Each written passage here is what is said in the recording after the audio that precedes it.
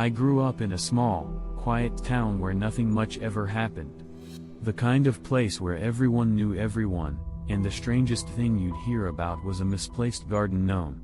But there was one story that lingered in the shadows, whispered by the older folks but dismissed as nonsense by most. It was about the old house on the edge of town, the one that had been abandoned for decades. The house had once belonged to the Delaney family, but they vanished one night without a trace. No one ever found out what happened to them. The house had stood empty ever since, slowly decaying, a dark spot on the town's otherwise perfect reputation. As kids, we dared each other to get as close to the house as possible. Some claimed to have heard strange noises or seen fleeting shadows in the windows, but I never believed them. I thought they were just trying to scare me. Until the night I decided to prove them all wrong. It was a Friday, the start of summer break, and my friends had been teasing me for weeks, saying I was too chicken to go inside. So, I decided to put an end to it. I told them I would spend the night in the Delaney house, alone. They laughed, but I could see the worry in their eyes. Armed with a flashlight, a sleeping bag, and a heavy dose of bravado, I set off just before dusk. The house loomed ahead of me, its silhouette jagged and broken against the darkening sky. The air grew colder the closer I got, the kind of cold that seeps into your bones and makes you shiver. I pushed open the creaking front door and stepped inside. The smell of damp and decay was overpowering, and the floorboards groaned under my weight. I made my way to the living room, which was still furnished, as if the family had just stepped out for a moment. A thick layer of dust covered everything, and cobwebs draped the corners like curtains. I unrolled my sleeping bag in the center of the room and sat down, trying to ignore the unsettling feeling that crept over me. I turned off my flashlight, deciding to conserve the batteries. The darkness closed in around me, and I could hear every creak and rustle the house made. I told myself it was just the wind, just the old building settling. Hours passed, and the silence grew heavier, like something pressing down on me. I had almost convinced myself to get up and leave when I heard a whisper. It was faint at first, so soft that I thought I might have imagined it. But then it came again, clearer this time. A low, raspy voice, like someone who hadn't spoken in years. "Help me." I froze, my heart hammering in my chest. The voice was coming from behind me, from deeper within the house. Every instinct told me to run, to get out and never look back, but something compelled me to stay.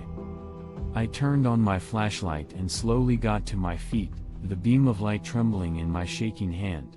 I followed the sound, deeper and deeper into the house, until I reached a narrow door at the end of a long hallway.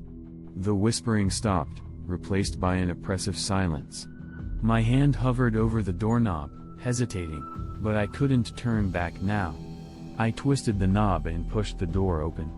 The room beyond was pitch black, the air thick with the scent of earth and something else, something metallic. I stepped inside and felt the ground give way slightly beneath my feet. I aimed the flashlight down and screamed. The floor was covered in dirt, but it wasn't just dirt. It was a grave. Dozens of small, shallow graves, and in each one, a body. They were shriveled, mummified, their eyes wide open as if they had died in terror. And in the center of the room, a single, fresh grave. Before I could react, the door slammed shut behind me, and the whispers started again, louder, surrounding me. They were no longer asking for help. They were angry. I stumbled back, tripping over something hard. My flashlight clattered to the ground, its beam cutting through the dark and revealing the object I had tripped over. A shovel, its blade caked with fresh dirt. The whispers grew louder, overlapping, until they were all I could hear. I scrambled to my feet, trying to find the door, but it was gone, replaced by solid wall. Panic surged through me as I clawed at the walls, trying to find a way out.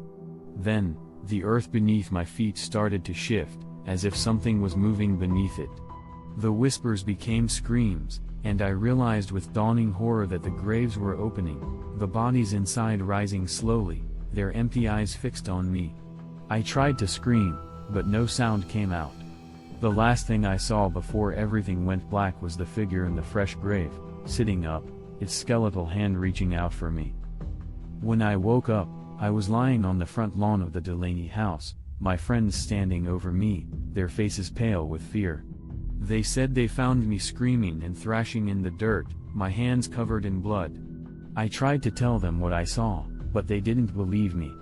They said it was just a nightmare, that I must have fallen and hit my head. But I know what I saw. And when I got home that night, I found something in my pocket, a small, withered finger bone. No one in town talks about the Delaney house anymore. It's as if they've all forgotten, or maybe they just pretend to. But I remember, and I know the truth. The Delaneys never left. They're still there, buried beneath the house, waiting for someone to hear their whispers in the dark.